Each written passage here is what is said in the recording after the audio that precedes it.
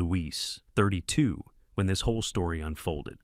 Working a steady logistics job, living in a modest suburban place, thinking my life was more or less on solid ground.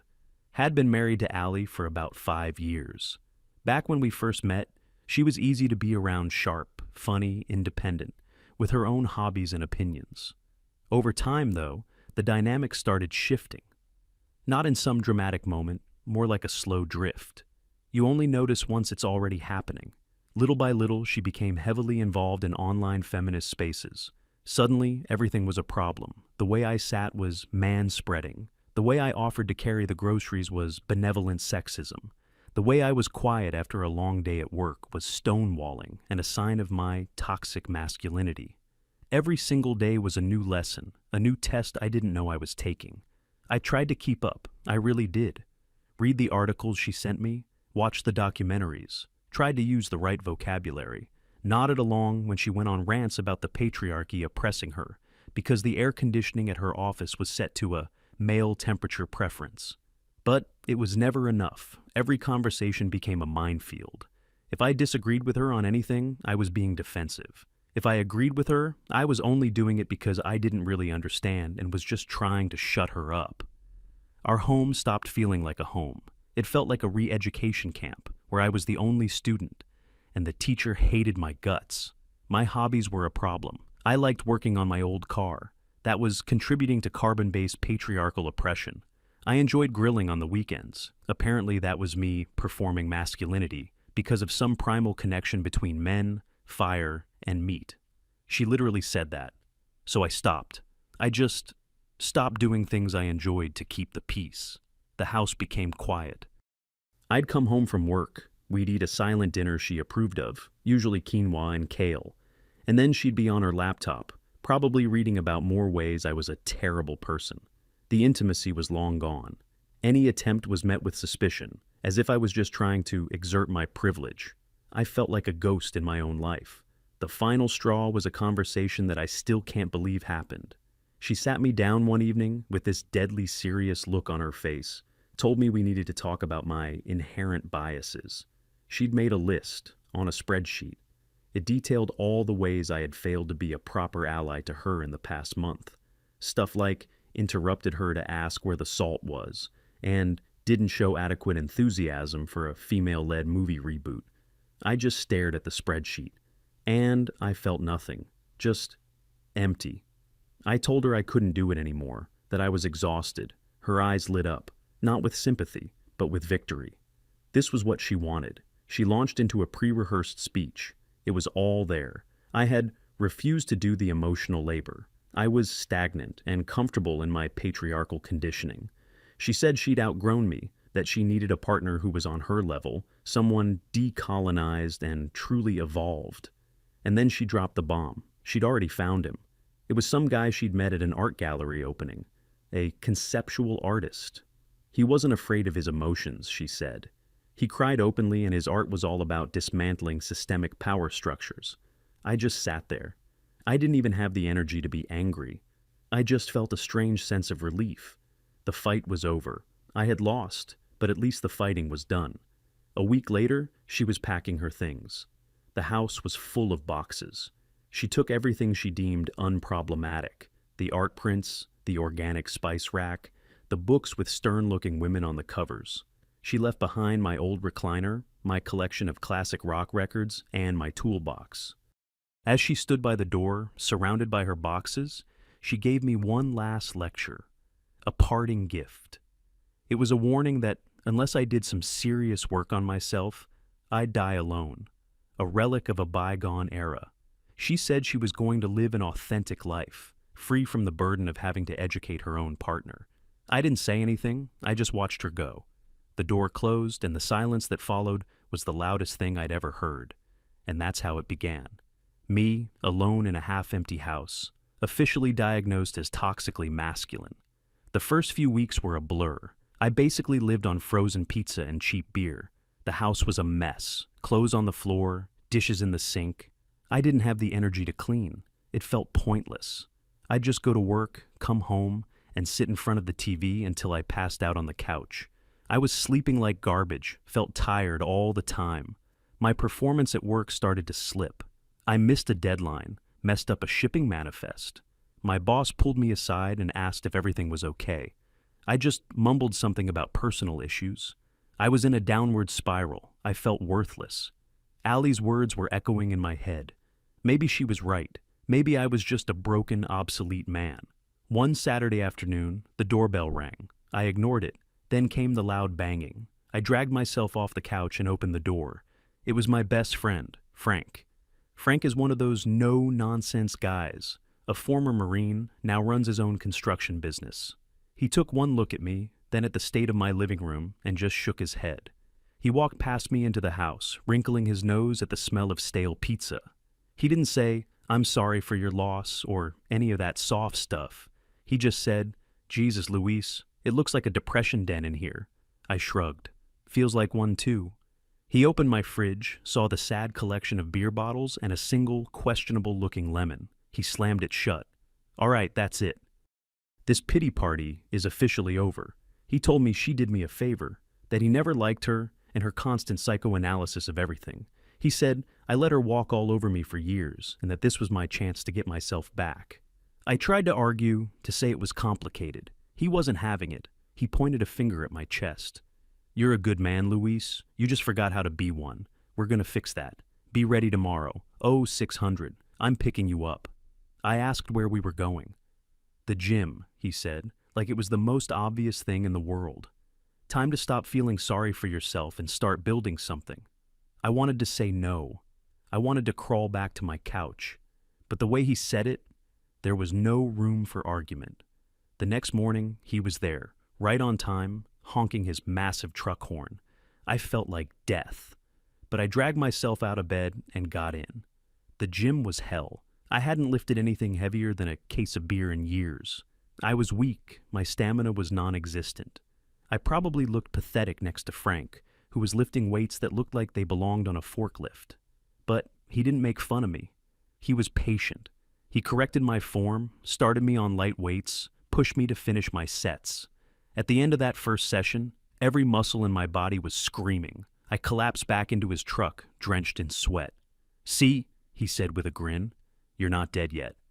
We started going 3 times a week. Slowly, painfully, I started to see changes. It wasn't just physical. The intense physical exertion was like a release valve for all the frustration and misery I'd been carrying. I started sleeping better. I started eating better because I didn't want to waste a hard workout on junk food.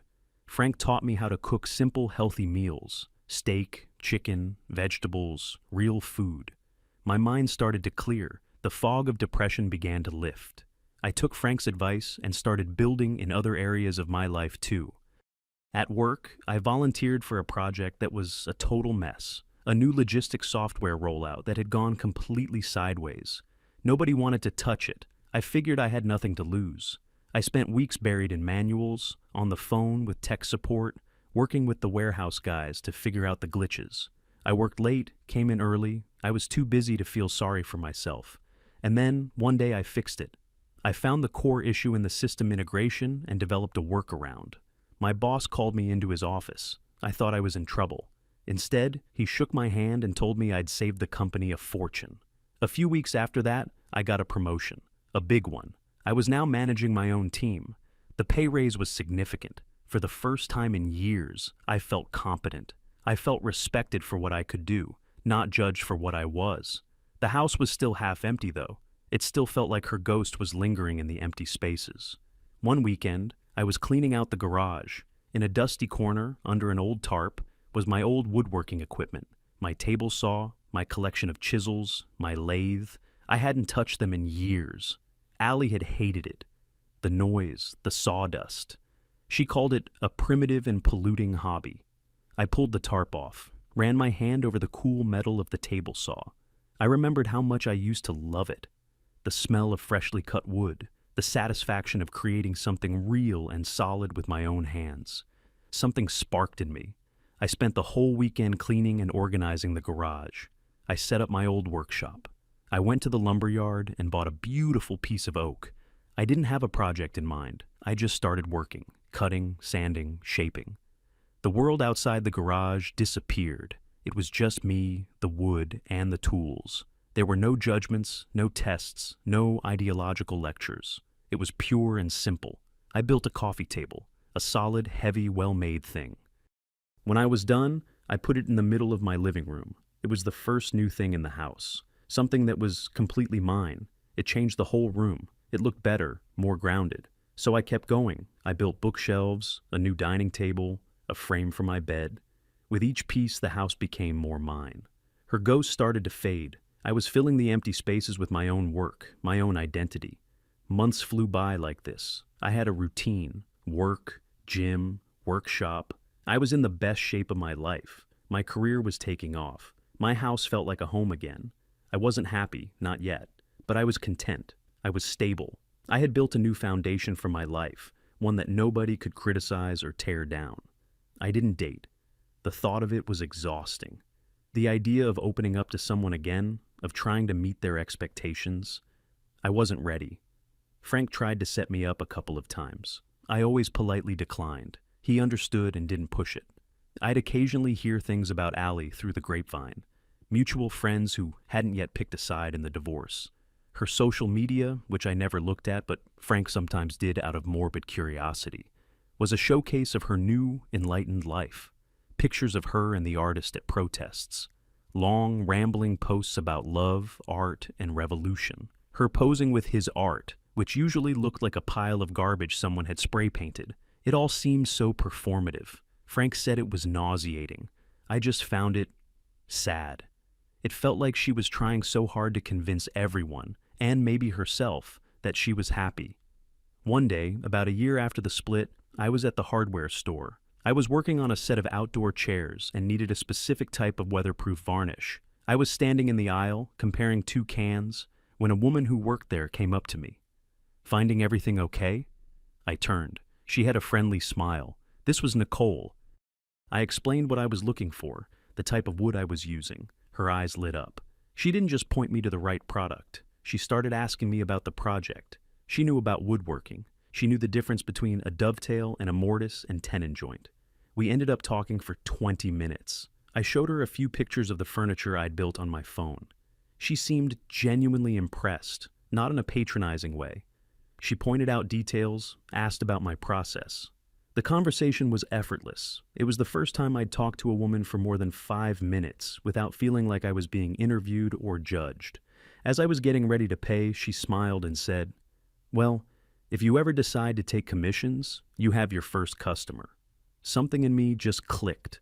All the confidence I'd been building for the past year, in the gym, at work, in my workshop, it all came to the surface.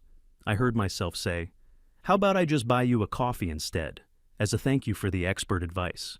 I was half expecting her to say no, or to give me a weird look, but she just smiled wider. "I get off in an hour."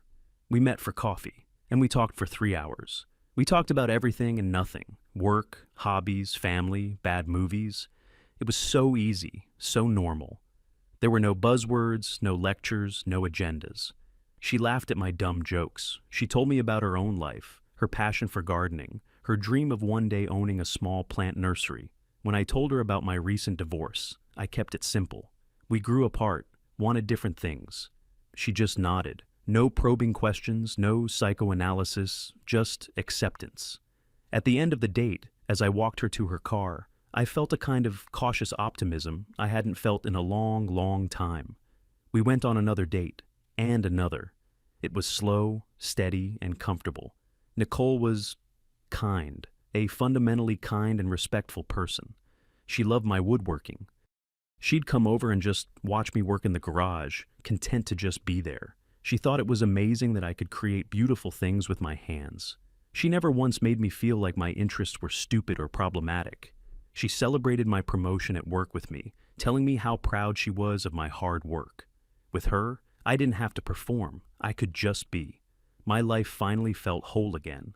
I had my work, my fitness, my hobby, and now someone to share it with. Someone who added to my life, instead of trying to dismantle it piece by piece. Life was good, quiet, stable, and good. And I didn't think about Allie at all anymore. She had become a footnote in a chapter of my life that was now closed. Or so I thought. My life with Nicole was the opposite of my life with Allie in every conceivable way. It was easy. It was simple. We built things together. I don't just mean the furniture. I built a raised garden bed for her in the backyard. She spent weekends teaching me about soil and plants. We'd be out there, hands in the dirt, not saying much, just enjoying the quiet work. It was a partnership, not a power struggle. She never tried to change me. She actually seemed to like the things Allie had despised. She liked that I was steady and reliable. She thought my quiet nature was calming, not a sign of emotional constipation. One evening, we were cooking dinner together, and she was watching me chop vegetables. She just said, "You're a good man, Luis." It was so simple, so direct. I almost didn't know how to react. After years of being told I was a project that needed fixing, to just be told I was good. It was a powerful thing. I introduced her to Frank a few months into our relationship. I was a little nervous. Frank's approval meant a lot to me. He can be an intimidating guy if you don't know him. We had a barbecue in my backyard. I grilled steaks, something I hadn't done in years. Nicole brought a massive salad from her garden. She and Frank hit it off immediately. They spent half an hour making fun of my taste in music. As they were leaving, Frank pulled me aside. He just clapped me on the shoulder, a big grin on his face. "She's a keeper, buddy. Don't mess this one up." That was the highest praise you could get from Frank. Life was just good. While my life was rebuilding, Allie's was, from what I later pieced together, completely imploding. It started out looking like a dream, at least on the surface. Her social media was a constant stream of posts about her new, authentic life. Her and the artist at some protest, holding signs made of cardboard. Him reading poetry in a dimly lit coffee shop. Her looking on with adoring eyes. Endless photos of his installations, which were mostly just piles of found objects he'd arranged in his loft. The captions were always a mouthful, all about interrogating consumer culture and challenging heteronormative paradigms. It was a perfect picture of a progressive, intellectual couple, but the reality was something else entirely. The artist didn't have a job. He considered conventional work to be a form of slavery under late-stage capitalism. His art didn't sell because nobody wanted to buy a sculpture made of old tires and broken mannequins. So, Allie was footing the bill for everything: the rent on the trendy, overpriced loft, the organic, vegan, ethically sourced groceries, the expensive art supplies for his projects. Her savings from the divorce, which wasn't a huge amount to begin with, started to vanish at an alarming rate. She got a job at a coffee shop to make ends meet. I can only imagine how that must have felt, after all her talk of breaking free and living an authentic life, to be serving lattes to people she considered bourgeois sheep. The cracks in her perfect new life started to show. Her partner's emotional openness was actually just a complete lack of emotional regulation. He'd have screaming tantrums if his art wasn't getting enough attention online. He'd accuse her of not supporting his vision if she suggested gently that maybe he could try selling some smaller, more commercial pieces. He was a black hole of need, constantly demanding validation, praise, and, most of all, money. Her social circle wasn't much better. All those woke friends from the art scene, they were all about community and solidarity in theory. In practice, they were just as selfish and narcissistic as her boyfriend. They'd come over to the loft, drink all her wine, eat all her food, talk for hours about their own revolutionary ideas, and then leave her with the mess. Nobody ever offered to help. Nobody ever asked how she was doing. She was just the person who paid for the party. The breaking point came about a year and a half after she'd left me. Her money was completely gone. She was working double shifts at the coffee shop and was still behind on rent. She finally confronted the artist. She told him he had to contribute, get a job, any job, sell something, anything. He did not take it well. He flew into a rage. He accused her of becoming a capitalist shill. He screamed that she was trying to stifle his creative genius with her mundane financial anxieties. He said she was just as bad as the patriarchal system he was fighting against. Allie came home from a grueling 10-hour shift the next day to find the loft half empty. He was gone, and he hadn't just left. He had taken her laptop, her camera, and a piece of jewelry her grandmother had given her. The only thing he'd left behind was one of his sculptures in the middle of the floor, and a note. The note said he couldn't be with someone so ideologically compromised, and that he was moving to another city to find a more supportive arts community. So, there she was, in a loft she couldn't afford, with no money, no boyfriend, and a pile of trash that was supposed to be art. She got an eviction notice a week later. She tried calling her friends. Suddenly, everyone was busy. Nobody had a couch she could sleep on. Nobody could lend her any money. The community she thought she was a part of vanished the moment she needed something from them. She was completely, utterly alone. And that's when she must have started thinking about me. Not about the man she left, not about the person she claimed to have outgrown. She must have thought about the house, the steady job, the stability, the life she had thrown away because it wasn't exciting or radical enough. In her mind, she probably started rewriting history. She probably convinced herself that I must be miserable without her, that I was just sitting in my house, pining for her, waiting for the day she would return. She probably imagined it as a grand romantic gesture. She would show up, having learned her lesson about the cruel world.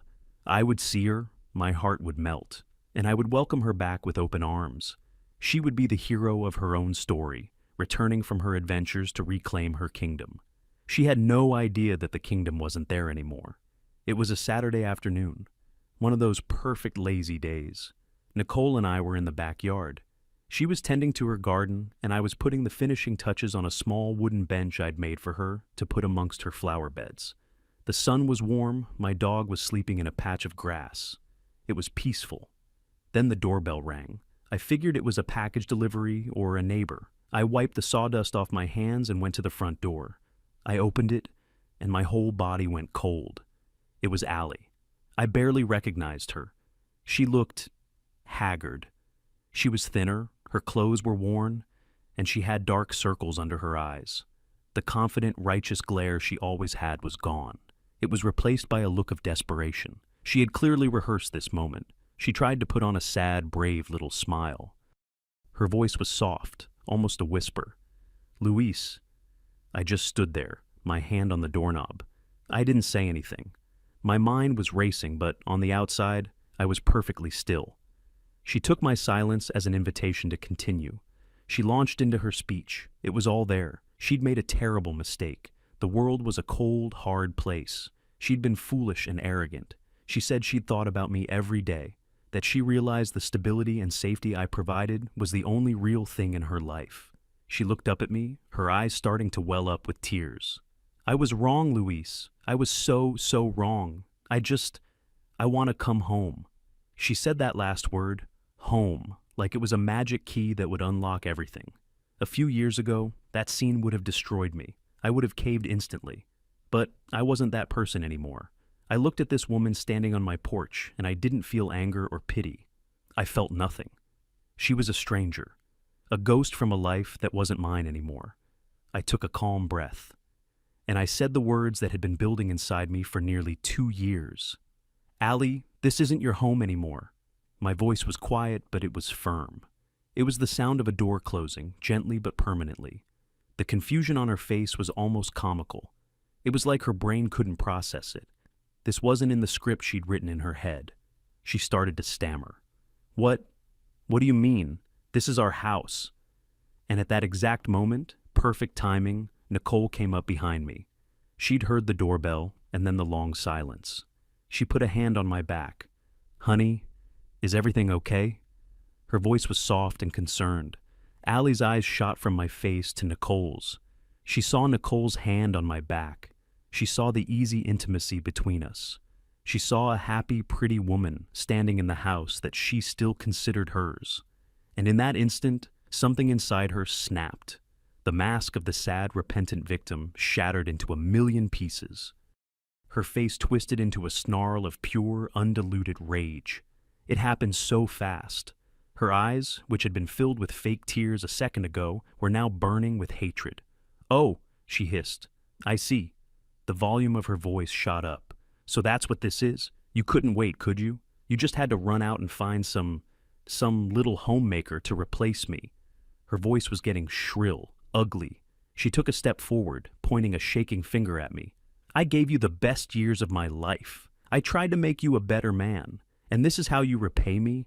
You throw it all away for some submissive little doormat who probably thinks the patriarchy is a kind of flower.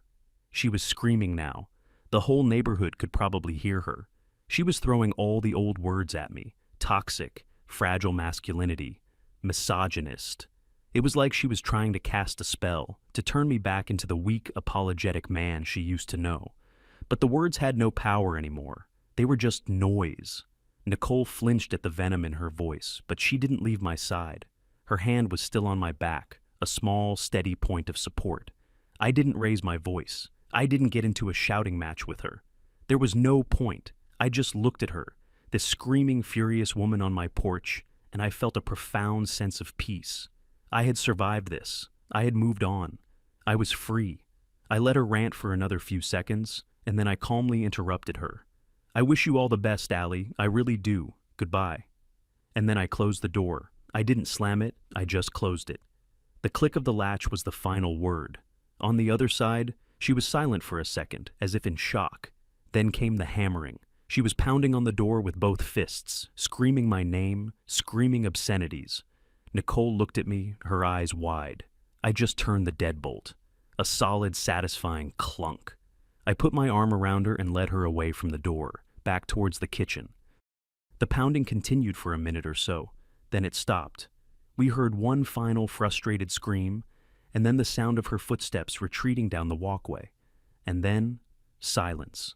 A deep, peaceful silence filled the house. Nicole and I just stood there in the kitchen for a moment. She looked up at me. "Are you okay?" I looked around my home, the home I had built. I looked at this wonderful woman who loved me for who I was, and I smiled, a real smile. "Yeah," I said. "I've never been better." And I was. I really, truly was.